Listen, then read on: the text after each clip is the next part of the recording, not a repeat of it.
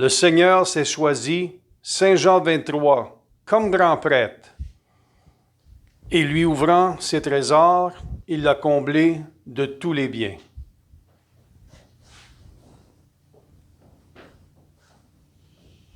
Au nom du Père et du Fils et du Saint-Esprit, Amen. la grâce de Jésus-Christ notre Seigneur, l'amour de Dieu le Père et la communion de l'Esprit Saint soient toujours avec vous. Et avec votre esprit.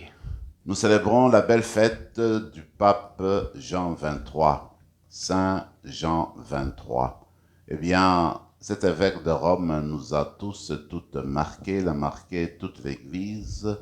Il est à l'origine de tout un tournant que va prendre l'Église au XXe siècle. Aujourd'hui, nous allons louer le Seigneur pour toutes les grâces et bénédictions que l'Église, comme famille, comme communauté, a reçues de lui, mais aussi toutes les églises chrétiennes parce qu'il est celui qui a encouragé l'Église catholique à entrer dans le concert de l'écuménisme et de commencer à travailler à l'unité des chrétiens. Au début de cette rencontre, nous allons d'abord reconnaître devant le Seigneur que nous ne sommes pas toujours fidèles aux valeurs évangéliques et qu'avec l'aide de Saint Jean 23, eh bien que le Seigneur nous aide à travailler pour la foi, la charité et l'unité. Commençons par reconnaître nos manquements. Je confesse à Dieu Tout-Puissant, je reconnais devant vous, frères et sœurs, que j'ai péché en pensée, en parole, par action et par omission. Oui, j'ai vraiment péché. C'est pourquoi je supplie la bienheureuse Vierge Marie, les anges et tous les saints, et vous aussi, frères et sœurs, de prier pour moi, le Seigneur notre Dieu. Que Dieu Tout-Puissant nous fasse miséricorde, qu'il nous pardonne nos péchés et nous conduise à la vie éternelle. Amen. Seigneur, prends pitié. Seigneur, prends pitié. Ô Christ, prends pitié. Ô Christ, prends pitié. Seigneur, prends pitié. Seigneur, prends pitié. Prions le Seigneur. Dieu éternel et tout-puissant, dans le pape Saint Jean 23, tu fais resplendir à travers le monde entier l'image vivante du Christ, le bon pasteur. Nous t'en prions, accorde-nous, à son intercession, de pouvoir répandre avec joie l'abondance de la clarté chrétienne. Par Jésus-Christ, ton Fils, notre Seigneur, qui vit et règne avec toi dans l'unité du Saint-Esprit, Dieu, pour les siècles des siècles. Amen.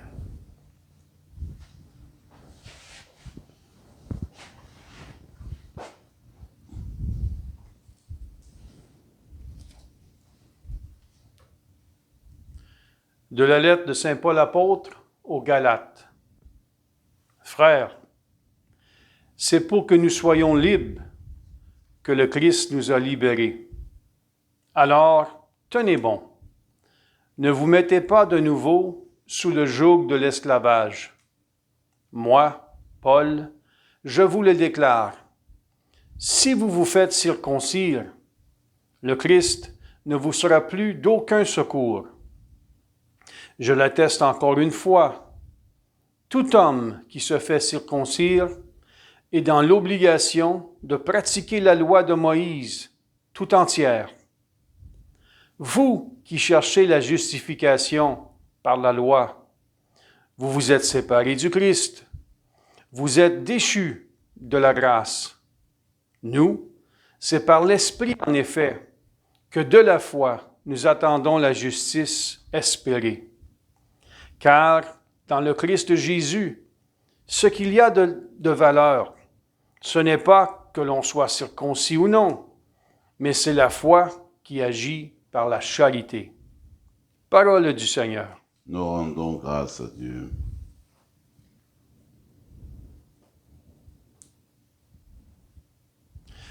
Que vienne à moi, Seigneur, ton amour. Que vienne à moi, Seigneur, ton amour. Que vienne à moi, Seigneur, ton amour, et ton salut selon ta promesse. N'ôte pas de ma bouche la parole de vérité, car j'espère tes décisions. Que vienne à moi, Seigneur, ton amour. J'observerai sans relâche ta loi, toujours et à jamais. Je marcherai librement, car je cherche tes préceptes. Que vienne à moi, Seigneur, ton amour. Je trouve mon plaisir en tes volontés. Oui, vraiment, je les aime. Je tends les mains vers tes volontés. Je les aime.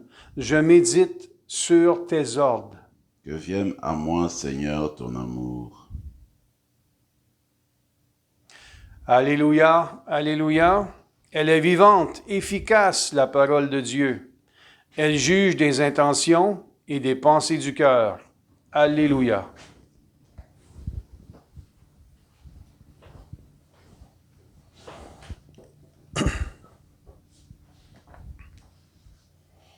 Le Seigneur soit avec vous. Et avec votre esprit. Évangile de Jésus-Christ selon saint Luc. Gloire à toi, Seigneur. En ce temps-là, pendant que Jésus parlait, un pharisien l'invita pour le repas de midi. Jésus entra chez lui et prit place. Le pharisien fut étonné en voyant qu'il n'avait pas fait d'abord ses ablutions précédant le repas. Le Seigneur lui dit, « Bien sûr, vous les pharisiens, vous purifiez l'extérieur de la coupe et du plat, mais à l'intérieur de vous-même, vous êtes remplis de cupidité et de méchanceté.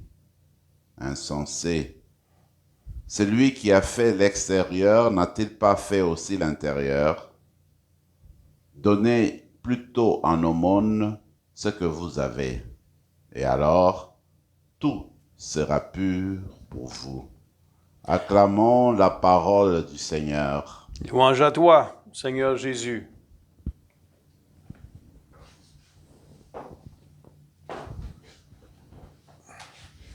Nous continuons la lecture de l'épître de Paul aux Galates. Et aujourd'hui, nous sommes arrivés à un des thèmes principaux, parce que il s'agit en fait de l'invitation que Paul lance aux Galates d'aller au cœur même de la foi chrétienne, de l'attachement au Christ. Parce que Paul, après avoir évangélisé les peuples de Galates, eh bien, ce qui s'est arrivé, c'est que des gens sont partis après lui prêcher autre chose.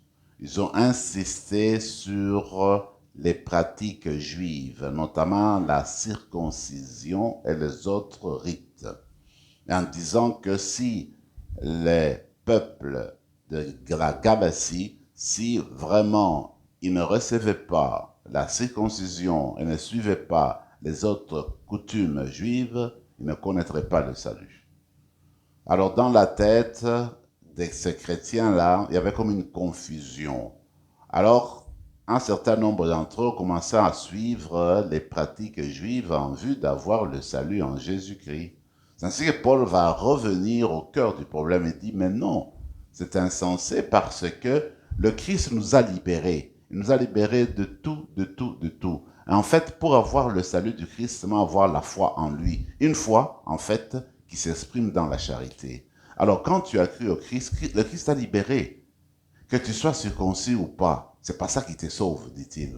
Alors, ce qui est important, c'est de s'accrocher, c'est d'accueillir le Christ en nous, de croire en lui. Alors, cette foi au Christ, c'est cette foi-là qui nous sauve, parce que le Christ est mort et ressuscité pour nous. Voilà comment Paul revient, n'est-ce pas, à la source du salut, à la source de la foi chrétienne. C'est Jésus-Christ, sa mort et sa résurrection qui donne le salut au monde, qui donne le salut à toute personne qui s'ouvre à lui. Et non les coutumes, et non les rites extérieurs, et non les attachements, n'est-ce pas, du monde extérieur. Curieusement, l'évangile d'aujourd'hui semble aller dans le même sens que la première lecture que nous venons d'entendre, parce que le Seigneur est invité, n'est-ce pas? Et c'est le repas de midi, et c'est bien de voir comment Jésus était très dispo, et puis il acceptait les invitations de plusieurs personnes. Alors cette fois-là, quelqu'un vient, l'invite, il accepte, il ne discute pas, il est heureux de partager le repas et aussi de prendre cette occasion-là pour répandre la parole de Dieu, pour faire connaître davantage le message de son Père. Voilà que ces jours-là, ce midi-là, il entre dans cette maison et il ne fait pas des ablutions coutumières. Avant de manger, les Juifs se lavaient les mains, n'est-ce pas, parce qu'ils venaient de l'extérieur, ils avaient touché des choses impures. Alors, pour être en contact avec Dieu, il faut d'abord, n'est-ce pas, se purifier. Alors lui, il est étonné de voir que Jésus ne le fait pas. Alors Jésus vient encore une fois, comme Paul, il vient au cœur de la chose. Il dit ce qui est important en fait.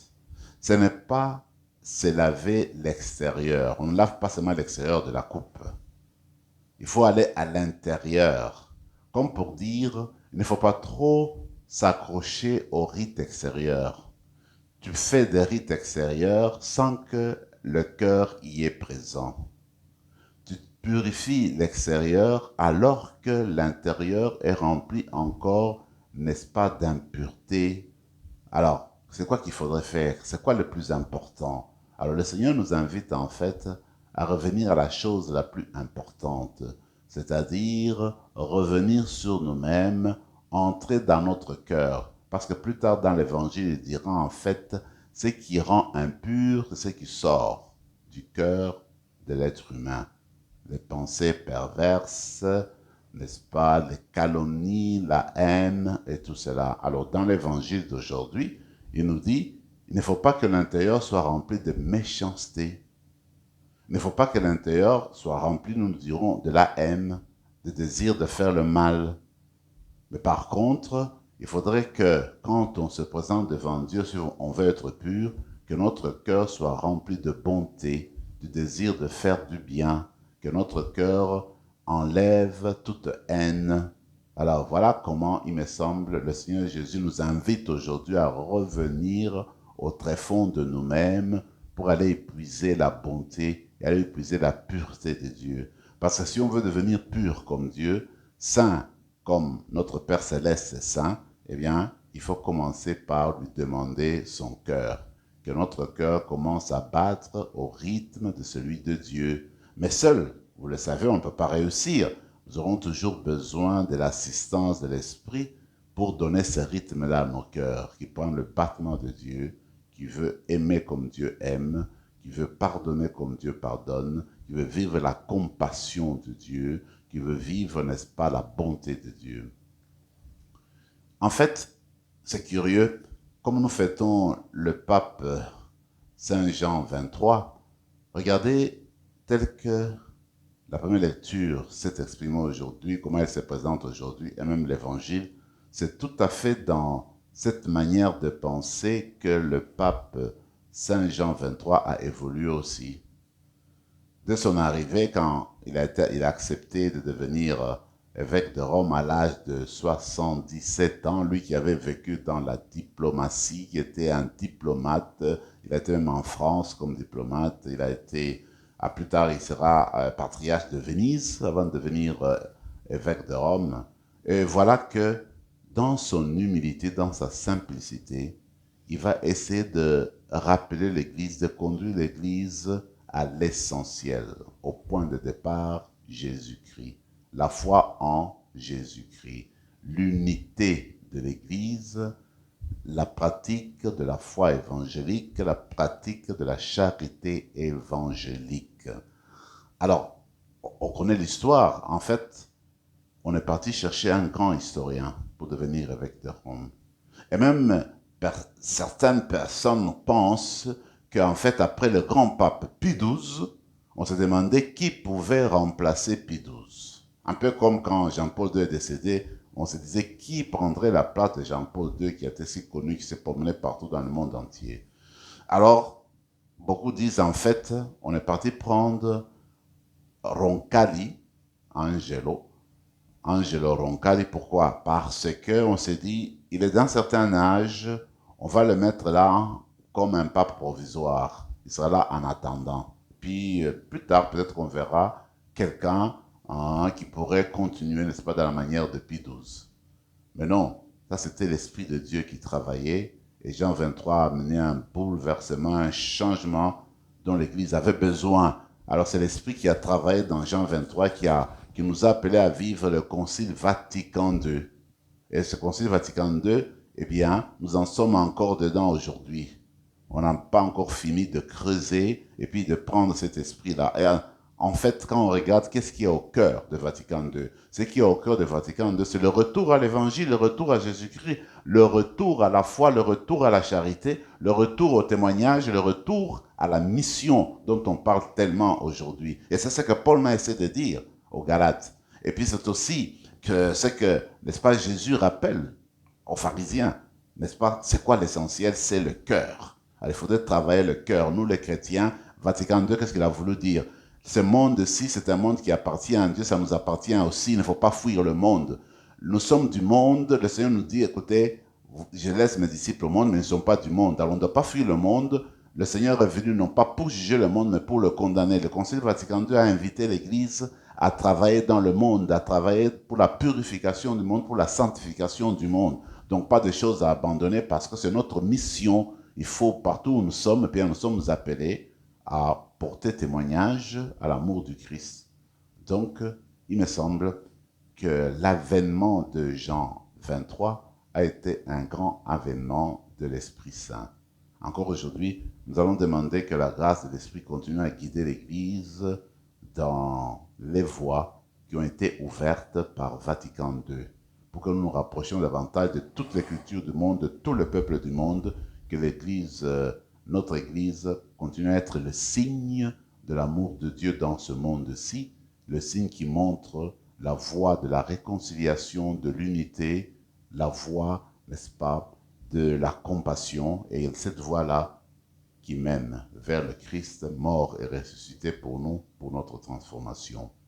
Que cette Eucharistie de ce matin vienne encore une fois nous nourrir, nous donner davantage notre foi, raffermir notre foi et nous permettre de nous rendre dispo pour justement porter ce témoignage à Jésus-Christ qui veut le changement du monde, qui veut pour que chacune de nous devienne son missionnaire pour accomplir cette mission de l'amour pour Dieu et de l'amour pour le prochain. Amen. Amen.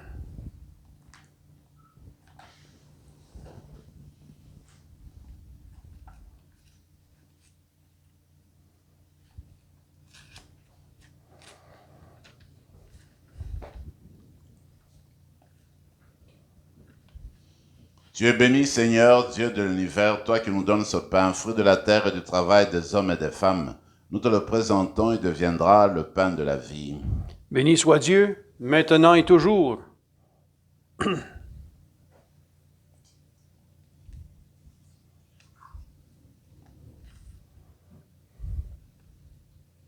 Comme cette eau se mêle au vin pour le sacrement de l'alliance, puissions être unis à la divinité de celui qui a pris notre humanité. Tu es béni, Seigneur, Dieu de l'univers, toi qui nous donnes ce vin, fruit de la vigne et du travail des hommes et des femmes. Nous te le présentons, il deviendra le vin du royaume éternel. Béni soit Dieu, maintenant et toujours.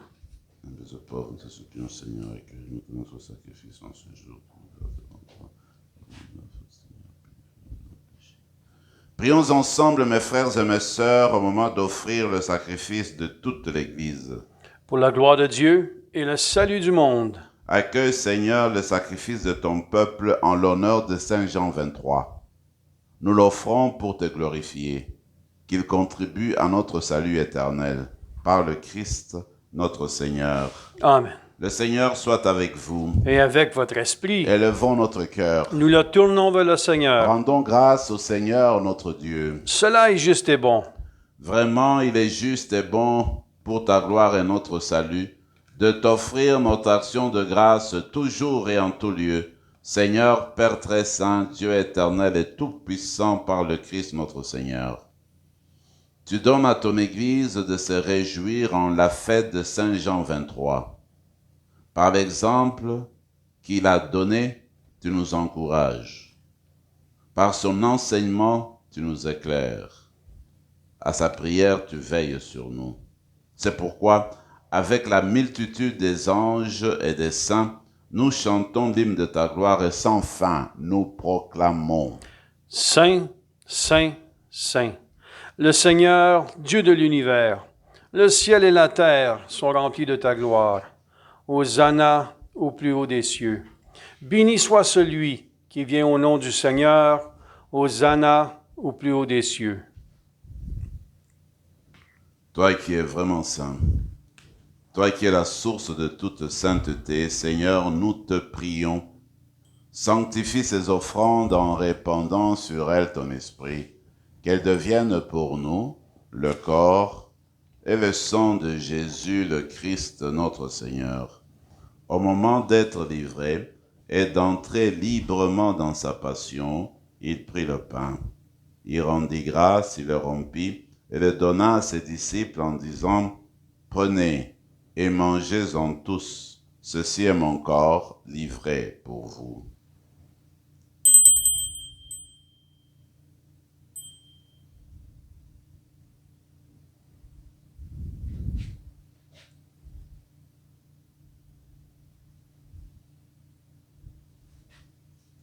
De même, après le repas, il prit la coupe. De nouveau, il rendit grâce et la donna à ses disciples en disant, « Prenez et buvez-en tous, car ceci est la coupe de mon sang, le sang de l'alliance nouvelle et éternelle, qui sera versé pour vous et pour la multitude en rémission des péchés. Vous ferez cela en mémoire de moi. »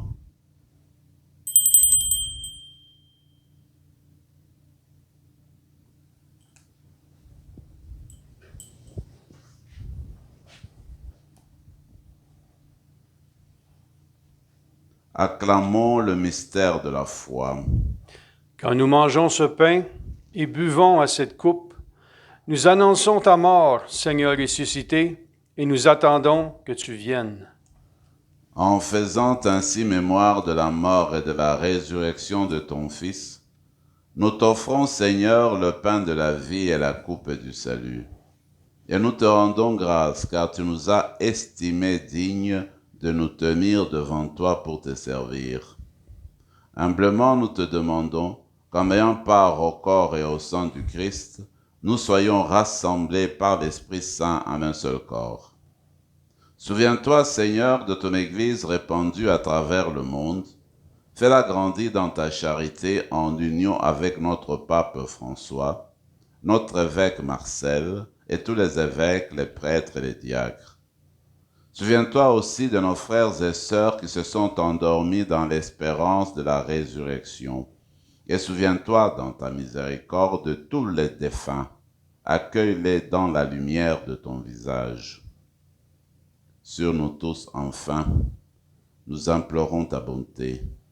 Permets qu'avec la Vierge Marie, la bienheureuse Mère de Dieu, avec Saint Joseph son époux, avec les apôtres, Saint Jean 23, et tous les saints qui ne cessent d'intercéder pour nous et qui ont fait ta joie au long des âges, nous ayons part à la vie éternelle et que nous chantions ta louange et ta gloire par ton Fils Jésus, le Christ.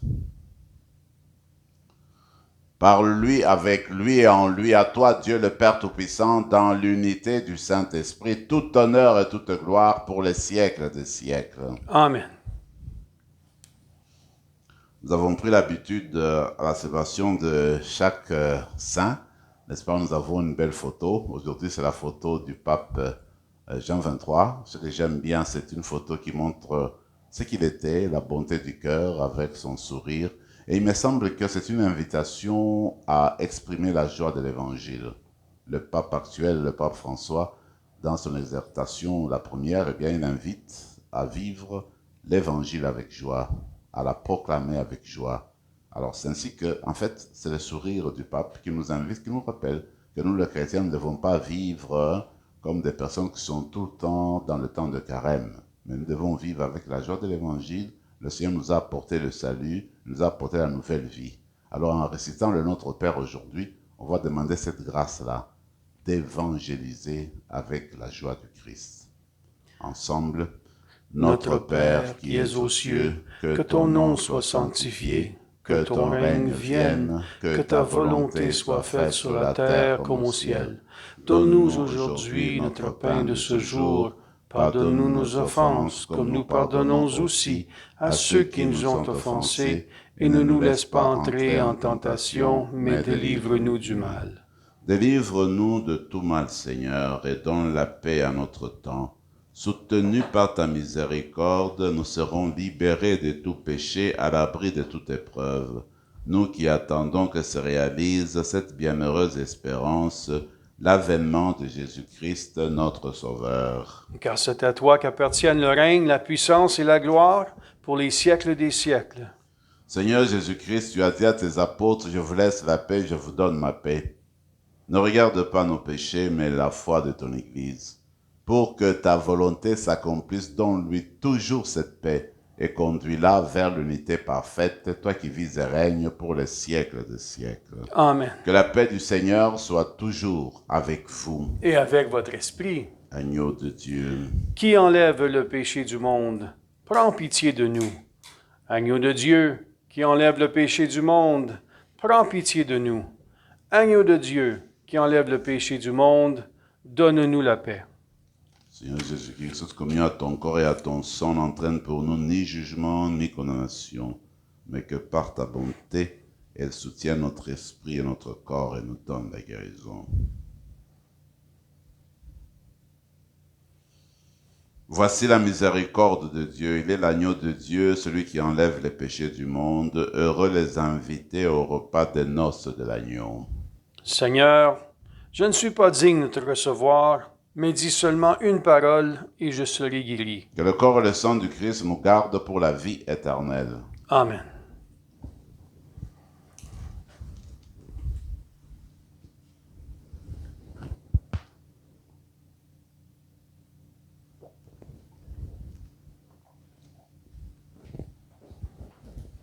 Le corps du Christ. Amen.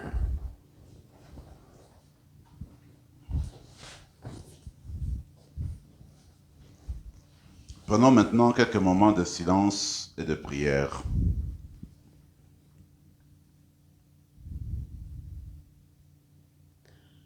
Le bon pasteur, le vrai berger, a donné sa vie pour ses brebis.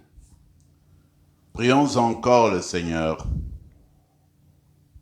Seigneur notre Dieu, que le sacrement reçu attise en nous le feu de la charité, dont l'ardeur enflammée Saint Jean 23, et lui donner de se dépenser sans relâche pour ton Église, par le Christ notre Seigneur. Amen. Le Seigneur soit avec vous. Et avec votre esprit. Et que Dieu Tout-Puissant vous bénisse, le Père, le Fils et le Saint-Esprit. Amen. Allez dans la paix du Christ. Nous rendons grâce à Dieu.